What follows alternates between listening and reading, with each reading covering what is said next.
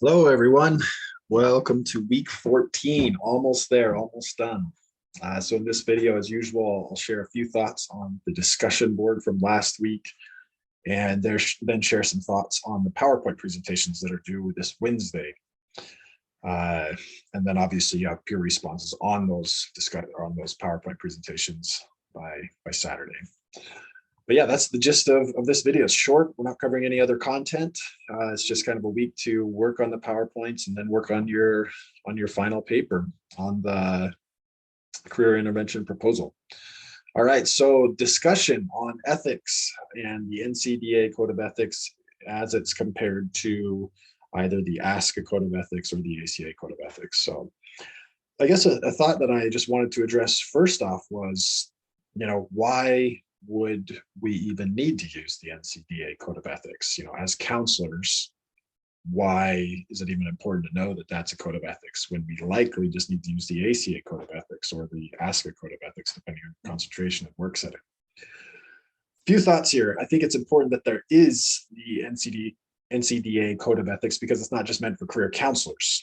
So obviously, if you're a career professional, whether a career coach or resume writer, there's a lot of career professionals who are providing services related to career that need some guidance. So I think that's a big part of it. Is once again, NCDA isn't just about counseling; it's about all forms of career support. In the Code of Ethics for NCDA, it does distinguish between like career services and career counseling. So I think counselors, this is just my opinion, this isn't the truth of the matter, but I would assume that if a career counselor, if a counselor particularly and singularly applies or kind of aligns with career counseling, like that's their main role and that's all that they want to do is only career counseling, I think it would be really important for that individual to be knowledgeable of the NCDA Code of Ethics. At the same time, though, it's not that simple. If they are practicing as a career counselor, that normally means that they have a counseling background and they have a counseling license. So based on the state in which they are licensed, they also would probably need to, like in Idaho, they ask us to follow the ACA Code of Ethics. So even if I was practicing solely as a career counselor, I still need to be aware of and follow the ACA Code of Ethics because I'm a counselor. I'm licensed as a counselor. I'm providing a counseling service, even though it's specifically titled career. But I think, the NCDA Code of Ethics could help inform my practice as well. And it could kind of help me be based in that professional association as well. So just some thoughts on that, that it's, I think it's, in the end, we need to really be thoughtful of like, what is our licensure body saying we must follow? Because when it comes down to it, if there's a legal dispute or a legal matter, that's the Code of Ethics that's likely to surface as, you are acting in an unethical manner, which could then lead to, the ethical and legal are obviously different and distinct, but sometimes they can overlap. So it's something to just be thinking about. And I know some of you are in the ethics and professional identity type class. So I'd be interested to hear your thoughts. Okay, with that being said, there wasn't a lot of differences between the ACA and the NCDA Code of Ethics. There's a lot of overlap, almost the exact same words, just kind of changed to be career or counseling focused. But once again, I think a lot of that has to do with that ACA is very integrated in with the law. Actually, I guess that doesn't necessarily apply to why they're so similar, but I think why we would probably most need to emphasize the ACA Code of Ethics is that legal connection there. But yeah, I think that's a major distinction, is the NCDA Code of Ethics is likely not going to be interconnected as much with like legal and law issues. It could be if, if a client from with a career coach had a major issue and felt that they acted unethically, but then once again, the career coach doesn't have to be, licensed by a body. So there's no body necessarily supporting them unless it's like the International Coach Federation, but that's kind of different than a state licensure as a mental health professional. All right, I could probably talk on a lot of these for a while, so I'll try to keep it short, but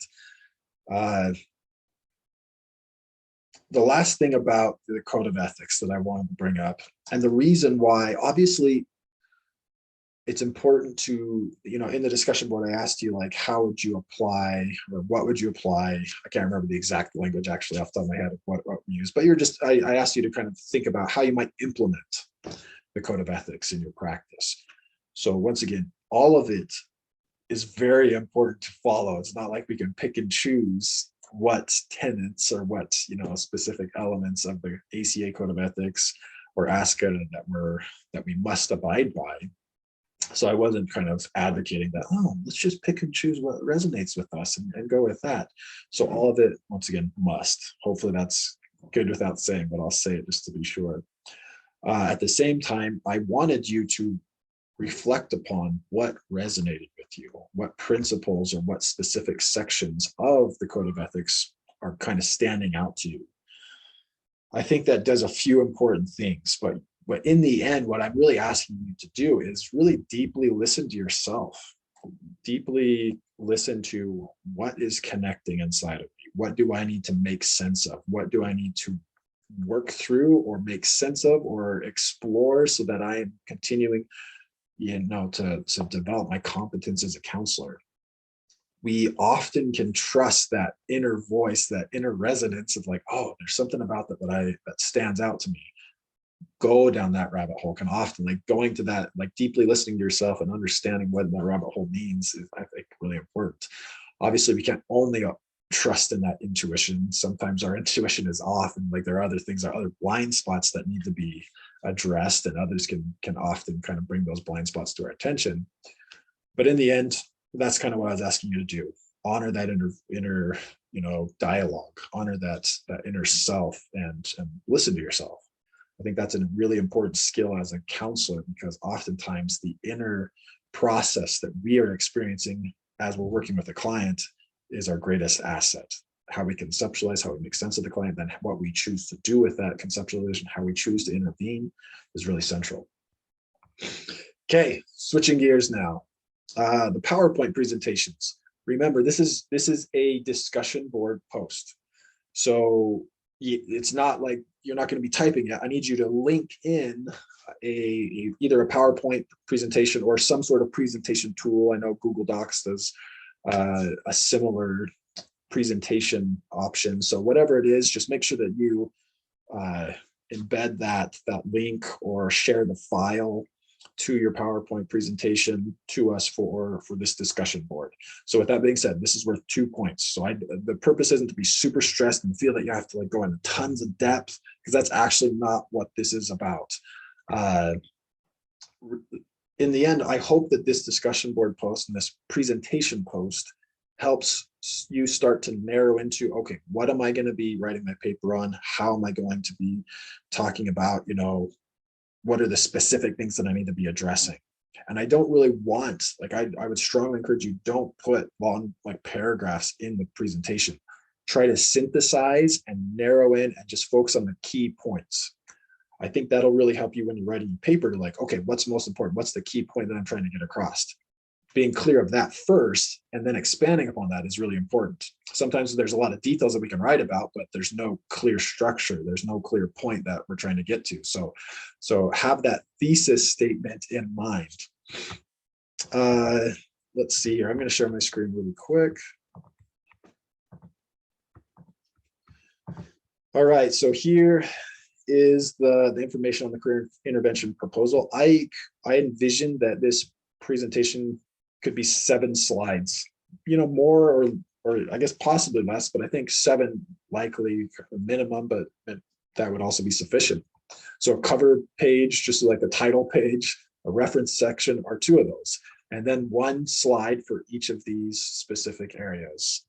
So maybe the first slide could briefly describe the client population you want to be working with and some of their needs. 2, you can talk about the specific career theory that you're going to be utilizing in your intervention proposal, as well as, maybe talking a little bit about how it then connects to your plan. So for example, if you're going to be applying, let's say, Holland's theory, and your plan is to do some sort of like group maybe assessment. It could be whatever you want, but just make sure that it says, okay, based on this theory, this Holland theory, here's how it applies in this intervention. It could be really easy with Holland of just saying, I'm going to use like an interest assessment. Obviously, that's going to be a really clear connection, but just make sure you just address either briefly or in sufficient depth just to say, okay, there's a clear link between this theory and how it's going to like show up and inform the intervention. Once again, maybe 1 or 2 bullet points just to kind of address that link is sufficient. In your paper, you're going to elaborate on that more. The next slide could just talk about that lesson plan. What are the specific, ideas? How are you going to, it could be a lesson plan or an intervention. So both of those could apply. Lesson plan is usually like a group format, maybe a little bit more like instructionally based, but it doesn't have to be. Intervention plan could just be like a one-on-one session with a client, doing some sort of experience, or just kind of talking about, if you're integrating some of the spirituality elements, it can be talking about calling. And here's maybe a question that you might ask, and then how you might follow up with basic counseling skills and kind of following the lead of the client. That's okay too. But once again, just kind of narrow that all in for the presentation, just into the core points of how you're going to do that. Tons and tons of detail is not needed at this point. The overarching perspective, the 30,000 viewpoint is just fine. We don't need to see all the trees and all the details. Once again, you can also briefly talk about the materials and the space needed for the intervention. The next you could talk about some of the research support, just kind of sharing a few articles or the key points from an article that inform what you're choosing to do, that could kind of support that this is a good idea for the plan. There's research that's been talked about that connects with it. And then lastly, how are you going to evaluate? So just a few points on, whether you're going to use a specific instrument to measure effectiveness, or to kind of assess the effectiveness of your intervention, or even if it's just more qualitative, asking the clients or the group for feedback. So you can go into that in just a few bullet points. Okay, I'm going to stop sharing there. Let's see. Yeah, I think that's the gist of what I wanted to get out about the PowerPoint. Once again, really just like I talked about all the details, like of those 5 areas that need to be addressed, but once again, really try to synthesize and condense your points. You don't need to elaborate really long. At the same time, you don't need to just put one word of like assess group, ask questions of group for feedback. Like we need to know like some of the details. You might say, like in the evaluating the effectiveness slide, you can say, I'll use this specific assessment instrument 1 month after the intervention to see if there's still an impact on the clients, there's still a positive influence on the clients. Something pretty simple like that, or several if you have a few different ideas of how you're going to assess. So please reach out to me via Zoom, via email. Like I'd be happy to set up a Zoom to talk with you either about the presentation or about the final paper, or both. I'm here, I'm available, I'm happy to chat. I've noticed like it seems like it helps when people reach out to me and we talk one-on-one to kind of get, I try to talk pretty general in these videos just to kind of capture a lot of ground, but then, you're all going to have your specific circumstances and plans. So I'd be happy to get into more of those finer details on an individual basis. And for those of you who turned in your self-report, your autobiographies to the resubmission to get a few more points there, I have just finished up grading the last paper, so I'll be working on that this week. So probably early this week you'll have your feedback on that and points added if applicable. So once again, thanks, and I look forward to another week.